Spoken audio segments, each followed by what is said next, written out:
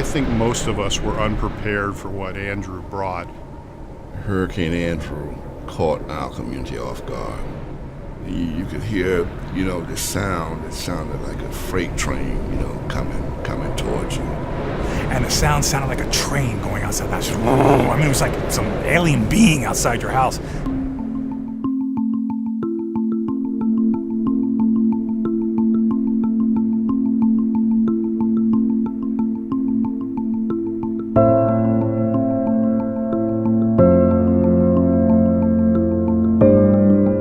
So here we are, just a half a block from the bay, and we found a dozen houses on this one street alone where people are not evacuating. One man just said to me, "What's the worst that could happen? I'll get wet." And I want to talk to you folks because I know some of you people there. You're acting foolishly for the sake of being together. Go be together in the shelter. Come back tomorrow. If your house is there, it's still going to be fine. You're not going to be able to do any good. In August of 1992, I was the fire chief of the city of Miami, and as such, I was the emergency manager of the city of Miami. And sure enough, we started looking at the storm and then called the National Hurricane Center and got their predictions of what was going to happen. And they thought it was going to be a quickly strengthening storm heading our way, and it made a beeline to the west, right at us. Well, I'd been here for many years. I moved here in 1972. Been through a couple of hurricanes. I remember one specific, Hurricane David. And I'm thinking as a young, cocky, kid, thinking, oh my gosh, they made all this hype about hurricanes. And Hurricane David was a little bit of wind and a lot of rain. I'm thinking, this is a hurricane, we got nothing to worry about. We went through a tremendous amount of work. Anytime there's a hurricane warning, the zoo goes through a tremendous amount of work, locking up things, putting away all the signs, taking signs down, taking tarps down. It is incredibly labor intensive. And ironically, I remember thinking, as we're putting things away, all this work, I'm tired. After all, this storm better come. It's one of these things you think in hindsight, God, what were you thinking? A couple of days before Hurricane Andrew struck, we had just gotten the weather forecast, and it was coming across the Atlantic and headed towards, a little bit further north from here, towards the Palm Beach area. And I recall vividly, just like yesterday, we looked back and we said to everybody, we need to be prepared because it's coming. As a department back then, we prepared for what we thought was to be expected. The difference now is we know how bad it could be. I think that for the most part, everybody took everything kind of lightly. Our point of reference was, years without a storm, and so everybody kind of thought, well, maybe we got to protect our homes a little bit, and we should probably have some extra food, but I don't think anybody was counting on that type of devastation.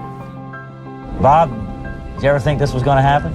No, and I always hoped it would not happen, but knew the day was going to come when it would. My wife and I were asleep, as were our kids, as was the couple and their family in another bedroom, and I heard a very loud noise. I woke up, my wife was still asleep, and I went to determine where the noise came from. What I found out was that my roof had broken in my kids' room. That hospital at that time typically had about 75 inpatients in the facility. By the time we closed the doors in those last moments before the storm hit, there were 400 patients. I do remember during the shift contacting my parents around 1 o'clock in the morning in the height of the storm impacting their neighborhood. I called them up, and that was the last conversation I had with them, and they were trying to tell me that everything was okay. But I sensed something in my mother's voice that everything wasn't okay. There was a certain point in the storm where the patients were in the rooms. The pressure on the windows got so extraordinary. The windows were bowing in 4 or 5 inches. I'd never seen anything like it. It looked like the windows had saran wrap on them and they were being pushed back and forth.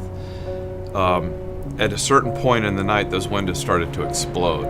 So you had patients in those rooms with glass flying and debris and suddenly went from a safe haven to a very dangerous place for a patient to be.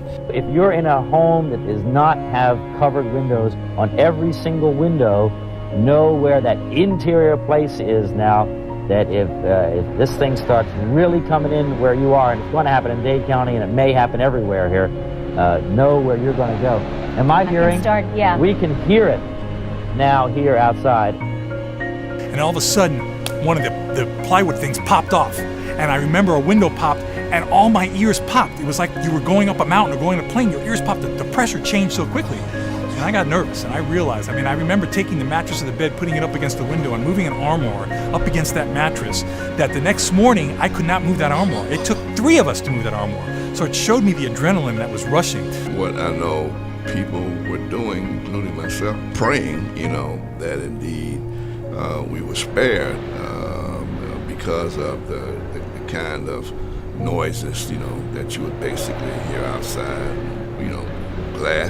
glass breaking from, again, objects being, thrown through the air, roofs collapsing.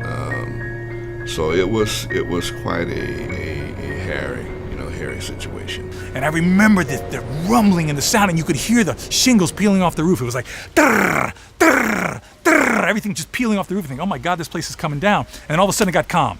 And I panicked, and I'm thinking, I heard about the eye. We're in the eye. And I'm thinking, if we're in the eye, now the back end of this storm is coming, and that's supposed to be the worst part, the back end coming. I said, we're not going to make this. But then I was listening to the radio, and fortunately they said, no, it's over.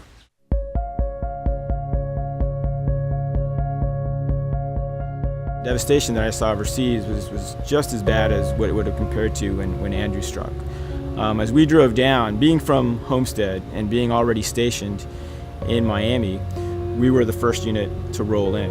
And as we started driving down and we got past Kendall and going to Cutler Ridge on the way to Homestead, it was just the magnitude of what we saw along the sides of the road was just absolutely incredible. The only way I can describe what South Dade appeared to be would have to be some type of atomic bomb striking South Dade. And the catastrophe that occurred afterwards, the chaos, the destruction, where there was no trees left except for like palm trees because those didn't fall, but every other tree kind of fell.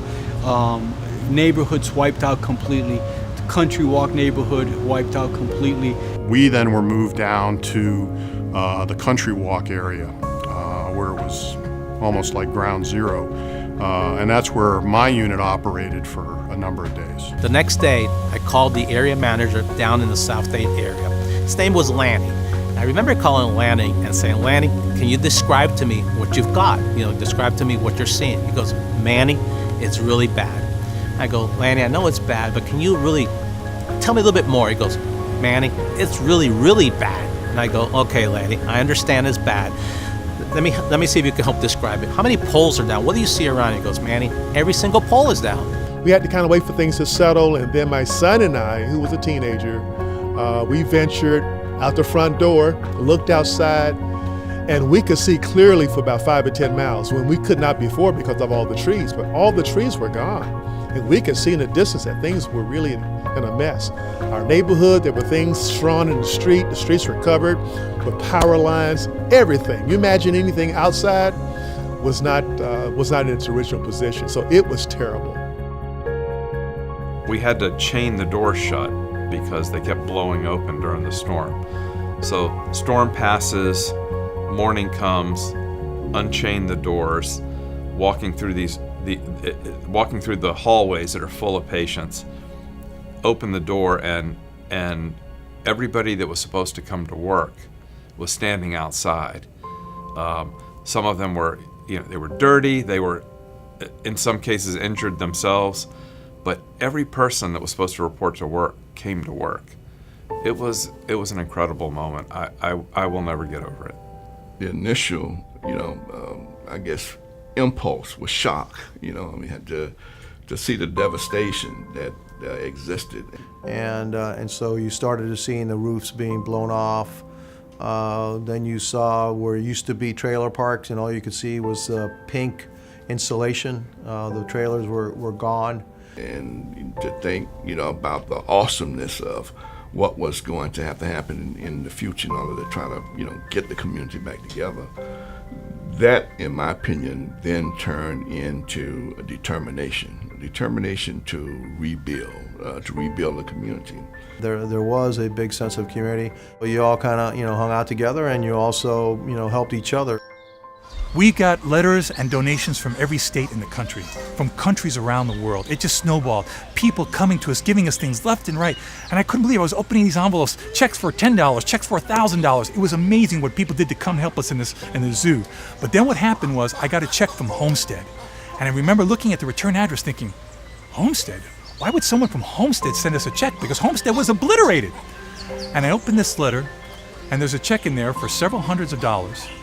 And the letter said, please accept this donation in memory of my daughter, Naomi Browning, who was killed in the storm.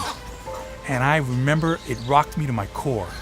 I couldn't cash that check. I had to contact her. I called, and I got a hold of her, and I said, Mrs. Browning, why did you send a check to the zoo? I mean, you have suffered the greatest loss any human being can suffer, the loss of a child. And I remember through her broken down voice, she said, Ron, you know, Naomi was with me on the bed in our house in Homestead with the wind blowing. And I remember the name Naomi Browning because she was a volunteer here. This is a 12-year-old girl that volunteered at the zoo. And her mother said, one of the last things she said to her before this beam came through the wall and killed her was, Mom, I'm so worried about the animals at the zoo. And that's one of those things that really sticks with you. When you realize that this place had an effect on people, and the animals that were here affected people.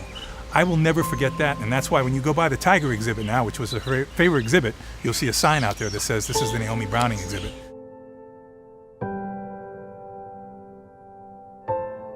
There is light at the end of the tunnel. There is hope. You will rebuild. It will be better than it was before, but you have to give it time, you know. And I can remember back during Andrew thinking, this is never going to end. You know, these shifts are never going to end. These calls are never going to end. These people aren't going to get their homes restored.